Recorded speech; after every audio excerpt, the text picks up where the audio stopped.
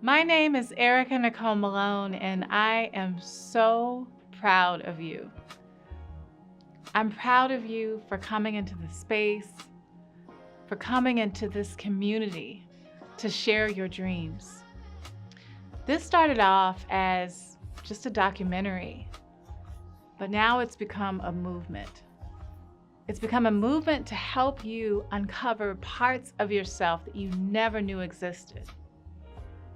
Each week, we're going to share inspirational stories that will help you follow your dreams to uncover the impossible. We're going to do it together. Come with me. Let's go. I am so excited to be joining the Bucketwish with an amazing guest. His name is Setema Gali. I am such a fan of your work. You're a speaker, you're a coach, you're a former football player with the New England Patriots. Yes, that's right. Tell me about your journey from football to what you do now, which is helping so many people around the world with their dreams. I will, and before I do that, thank you for having me. Absolutely. It's an honor to be here. I'm so grateful for people who, like you follow the calling in your heart. Yeah. And you want to make a difference for people. I do. Thank you so much. Of course, it's great to be here. The journey, my goodness, where do I start? I wasn't very good at football, I'll put it that way. I don't believe you. I was horrible. When I first started, I prayed for rain. I prayed for lightning because if there's lightning, they cancel practice. Yeah. And I was the one that was at the end of the line and conditioning. First couple of years, I'm okay. But by my junior and senior year, I figured it out. Mm-hmm. I stayed with it. Mm-hmm. I didn't quit. Yeah. So to anyone listening, if you want to do something, but it's hard, stick with it. Figure it out. Played my ball at BYU, Brigham Young University. Got picked up as an undrafted free agent to the Patriots, and we won a Super Bowl. And It was amazing. One of the greatest things. And to anyone listening to this again, if you feel called to do something, to go after something, to share, to become someone that makes a difference, you got to listen to that. Because that's what my journey's about, is like set a goal, go after it. You get these roadblocks and these obstacles and all kinds of adversity and resistance. Yeah. But you find a way to get through it so you can fulfill the calling and so you can live the calling. So you felt something in your spirit, just kind of, that's what I call it. Yeah. Kind of calling you, like whether it's from, for me, it's God. Yes. What is that thing in your spirit that you felt like this is the direction I need to go? So when I was in high school, I was the student body president of my high school. And I was at Mountain View in Ormond, about 2,400 kids between 10th, 11th, and 12th. So we were oversized at the time. But I would get on the stage and it was very natural. Yeah. I'm like, brothers and sisters, welcome to MVHS, the best. I'd get on the announcement and I was always like, brothers and sisters, welcome to another magnet. And it was easy. Yeah. And everyone would say, are you like a DJ or are you like an MC? But I discovered early on that, again, God gave me these talents. And as I got to BYU, you know how they always have football players go speak at the elementary school? Yeah. I'm like, I'll go. And we'd get there with 4 other players and I would always get the mic and I would tell the stories and do that. All right, clap it up for number 91. What's your name, young man? All right, everyone say, what's up, John? And it just was this natural thing. And I learned that I enjoyed being in front of people. I enjoyed it. I loved it because I could make a difference. So you act so a lot of people would be like, "Oh, I was so shy in the beginning," and but you had at the very beginning, you had that innate gift. You knew that you were called to do something powerful. And the real turning point for me. So my dad would read "See You at the Top" by Zig Ziglar. He loved personal development. Jim Rohn, Tony Robbins, Zig Ziglar, Brian Tracy. So I'm 19 years old. I'm serving a mission for my church, and my mission president gives me this book called 7 Habits. Stephen R. Covey. Yeah. 7 Habits, highly effective people, highly recommend it. I open that book up, I'm on the plane. I start reading it, and there he talks about paradigm shift and an inside-out approach. And the way he wrote that book, my heart was so touched. I'm like, I want to be like Stephen Covey and write a book that changes lives. And it was like that moment, leadership moments where I started to figure out, I want to make a difference. Now, I know a lot of people say that. So I'm doing mortgages in 2004, 5, 6, 7. We're doing really well. Like, we're making great, phenomenal, life-changing money. Yeah. But my oldest son at the time was a baby. He's on my chest. I'm in this 6,000 square foot, beautiful, brand new home, $400,000 worth of cars in the garage. And I'm sitting there and I'm like, this isn't it. Yeah. Like, I'm supposed to do something more than mortgages. And more is hearts and souls, human potential, unlocking, unleashing, and just lifting people. And that's what I knew, like, okay, I can make money. Making money's easy, but I'm supposed to live my purpose and my calling, which is, now today I said, I liberate leaders. I unlock and unleash human potential so people can live powerful lives and create results that matter. Amazing. How did you go from football to what you do now? Yeah. What was the bridge? So mortgage, real estate was in there, but we lost in the 2008 recession. We got destroyed. We went from these homes and cars to EBT, food stamps, government assistance, ramen noodles, couldn't pay the rent on a 900 square foot townhome.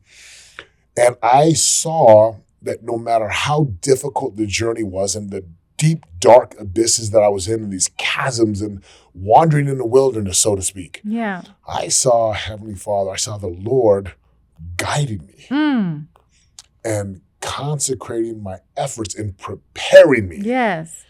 Every job that I had, sales jobs, internet marketing, mortgage, it all prepared me to do what I do today. And I never lost the desire. No. Even I was a door-to-door salesman, mid to late 30s, I'm knocking doors, 100% commission. I'm like, really, Lord? Like this is it? The great Setema? I'm like, okay. And I had a chip on my shoulder. I'm like, all right, if this is my path, I'm going to be the best door-to-door salesman ever. Yeah.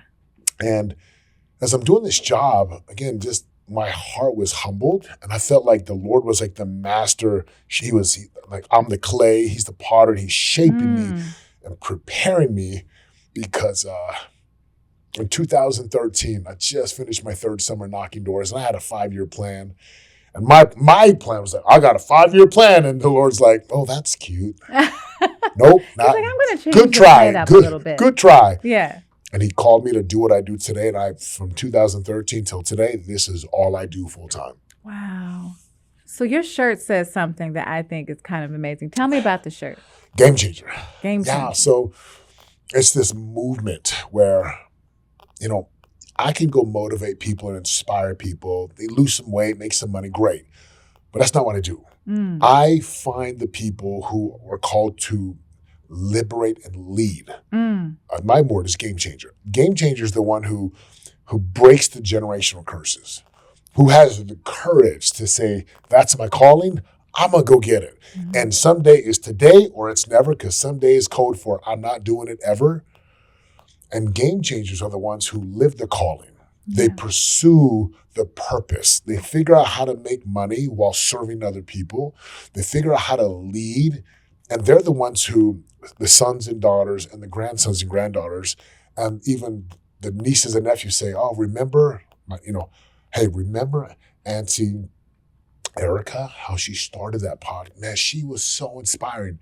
You're a game changer, right? Game changers are the people who make such a difference in the world that ripple effect and that butterfly effect, it goes so far beyond. Even when I die, my name will still be, because my books, my programs, the legacy that I leave in people, that's a game changer. Oh, wow.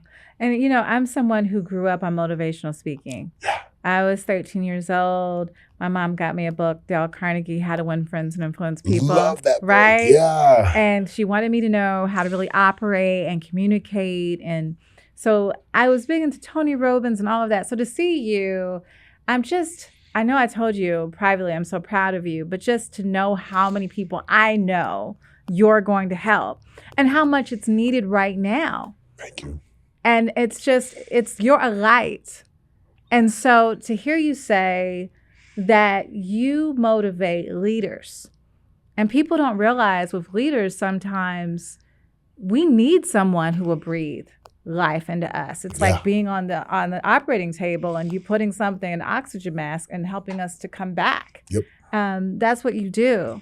So knowing that, how do you regenerate? How do you, like when you get exhausted and you just feel overwhelmed, how do you regenerate yourself? Oh man, I love it. So obviously I'm a huge advocate of sleep, rest, and recovery.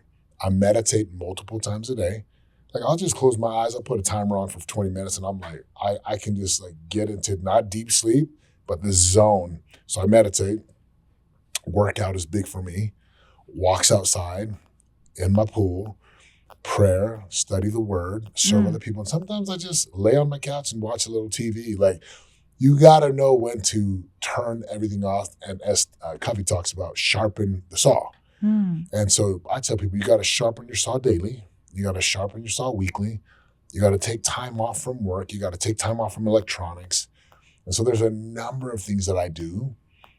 And if you do it right, you can stay sharp. Like you can really stay sharp. And I do sleep a lot. I like to sleep because I get up about 4:30.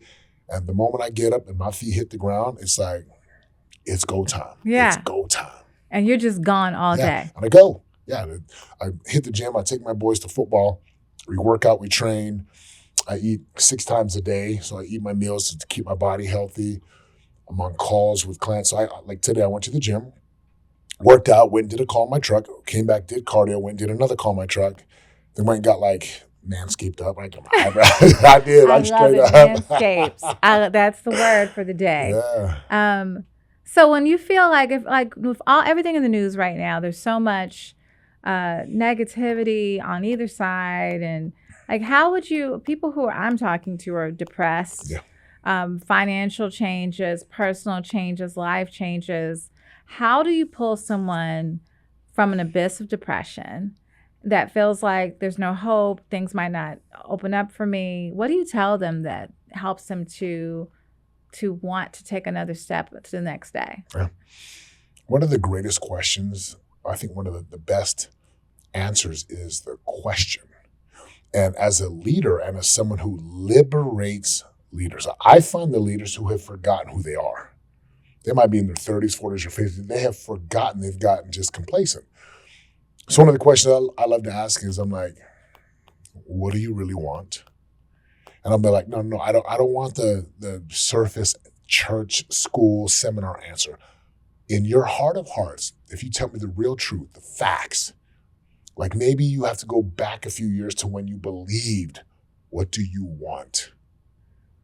And if you can be powerful and ask that question, most people will say, and they'll get emotional. They're like, well, I don't want what I'm doing, and I want that.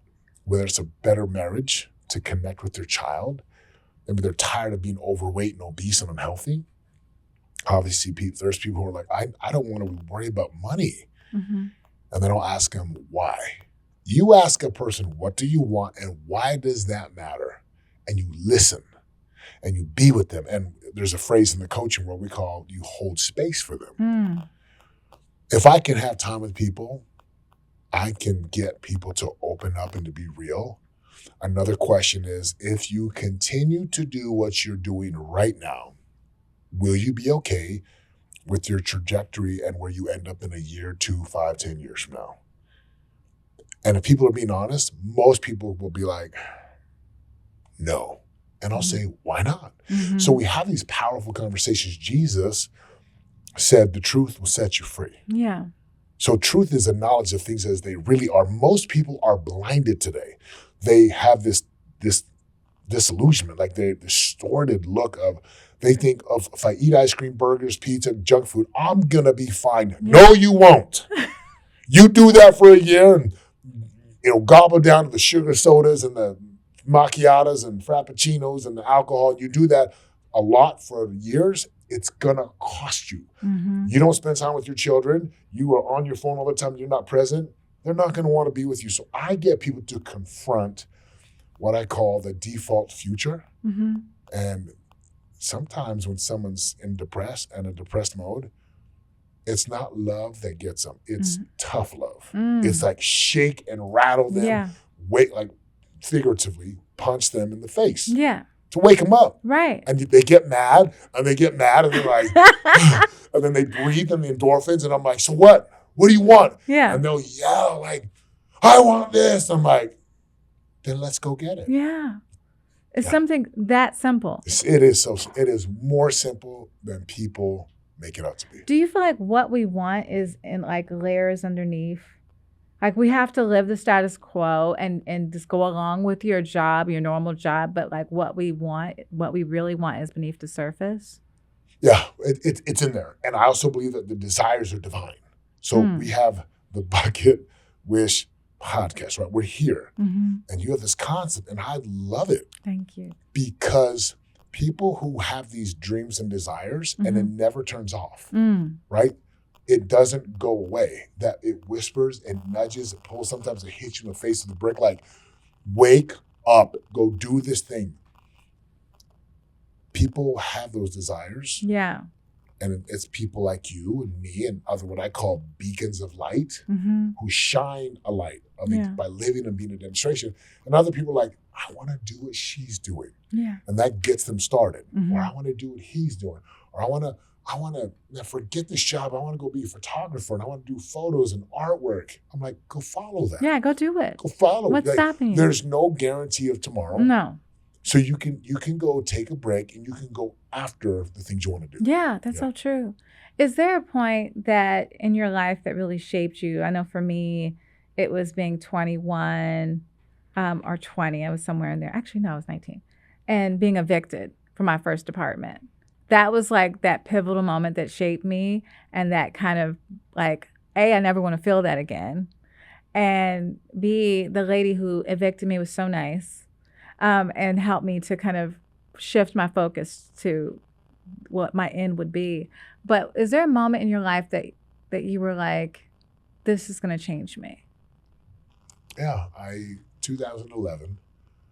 So we're about 4 years of being broke.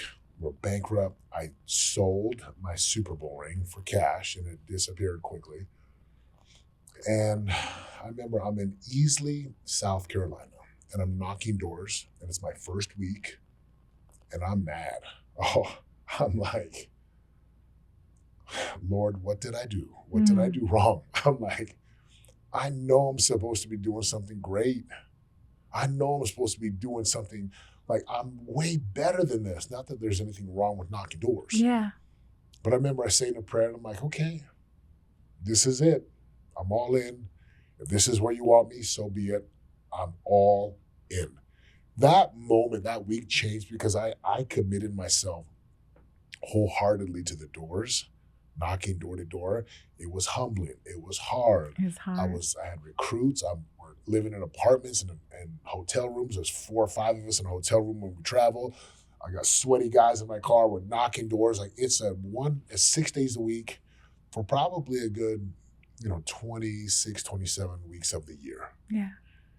That changed me. That rewired me. It let me know you can do hard things, roll your sleeves up, develop the skill, stay focused and sharp.